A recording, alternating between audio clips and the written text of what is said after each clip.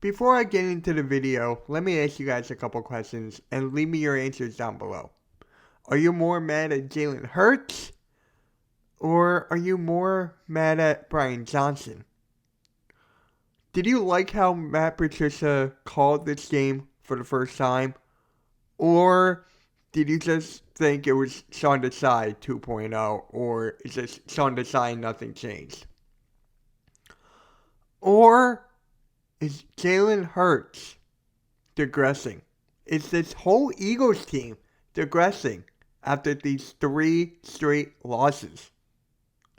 Let's get into it.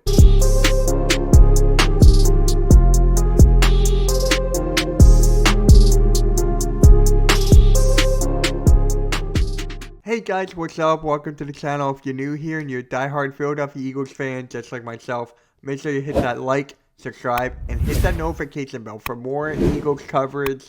And yeah, if you're a diehard Eagles fan, let's go through this loss together because this loss was a brutal one.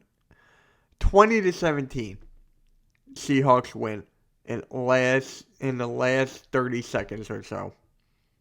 92 yards on the last drive, finishing the deal. Jalen Hurts throwing 2 picks in crunch time.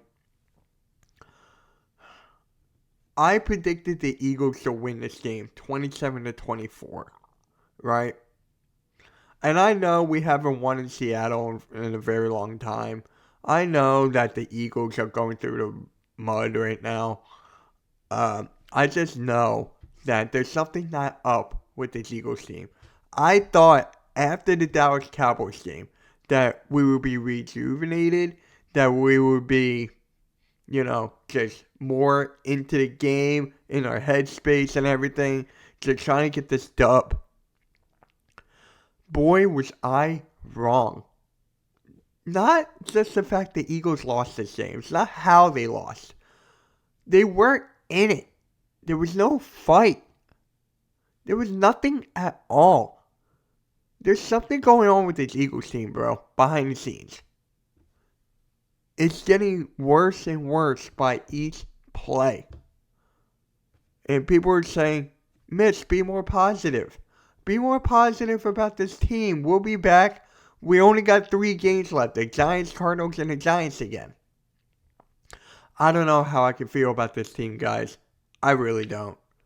We are a playoff team. We are in the playoffs. We're the 2nd seed right now, tied with the Dallas Cowboys, 10-4. This is not a championship team, guys. This is not a championship team. I hate admitting it. I hate being realistic, but that's my job for you guys, just to call it down the middle. And this is just not Eagles football.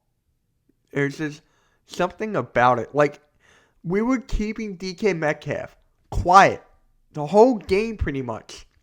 The whole game. I think it was at half. He had 1 catch for 8 yards. Then he just goes off near the end of the game. Can't contain him or whatever. Like, I just don't understand what's with this team. And James Bradberry. I call this on the Fly Like an Eagle podcast every Thursday at 7:15 p.m. Eastern Standard Time. Make sure you tune in. Edge of Philly Sports. Shout out to them. I said that James Bradberry needs to go after this year. That him and Darius Slay need to go after this year. They're both old. Everyone's getting burnt. It's just not working out. But with the cap space, if we let both of them walk, it's like 27 mil in the cap, 27 to 30 mil. So, let me know in the comments below. Do you want James Bradberry gone? Or do you want Darius Slay gone after everything he's been saying on social media and acting like Draymond Green online? Not on the court, just online. To me, it's Bradberry, man. Bradberry. I mean, we're paying him this much money and he's getting burnt left and right. He hasn't been the same ever since he got that concussion earlier this year.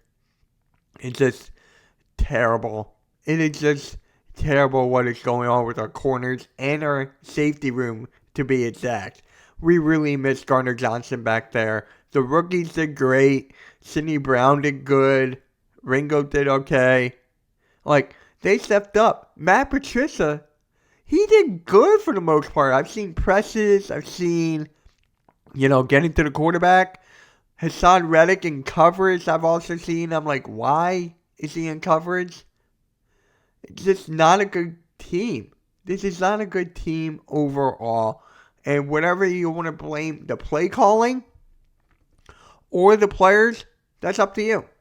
For me, it's a little bit of both. It's a little bit of both, man. Especially Jalen Hurts. Jalen Hurts is not, something's not right with him. Like in the last 3 games, he did not throw a touchdown. He did not even throw a touchdown in the last 3 games. I know he's tied with like Lamar Jackson for the most rushing touchdowns for the... No, not Lamar Jackson, I'm sorry. Cam Newton. I think he's tied with Cam Newton for the most rushing touchdowns in a season. But when your quarterback is not throwing touchdowns, that's something to be kind of concerned about. I know it's his flu game. I know he was not feeling well. That's still no excuse. This game falls on Jalen Hurts, especially in crunch time. In crunch time, he gives away the game. Maybe this is on Brian Johnson right here and with the play calling. I just don't understand why you would throw a bomb to Quez Watkins when you have 2 timeouts. Just get to field goal range. Let Jake Elliott save the day as usual and go in overtime. No, they go to Quez Watkins deep, picked off. It was a throw to the sideline, picked off. By the same player, might I add. This is just not... It's not the same, bro. It is not the same. We were 10-1, hyped up, we were all great, and then we faced the 49ers. We get exposed. We faced the Dallas Cowboys. NFC East rival, we beat them once. But when you lose to Seattle Seahawks and Drew Lock, something's up. Something's up with this team when you lose to freaking Drew Lock out of every team. Every team, you lose to this quarterback. Now, next week, we're going to go up against Tommy DeVito and the New York Giants. I don't know how I feel about that. I will make a video about that sometime during the week. But, it's just like, it was just a terrible game. Terrible game. I can't believe I picked the Eagles to win this game, man. I should have known better. I let my fandom get in the way. And I need to learn to be more realistic and trust with my eyes and go with my brain than what I see on these Eagles teams right now. Because I don't even know if I'm going with the Eagles right now. I still got a couple days to think about. Why would you have Jalen Hurts run the ball that much when he's sick? When he's not feeling well, the first play of the game was a QB draw for 15 yards. I mean, it worked. Don't get me wrong, it worked. But it's just like, bro, no.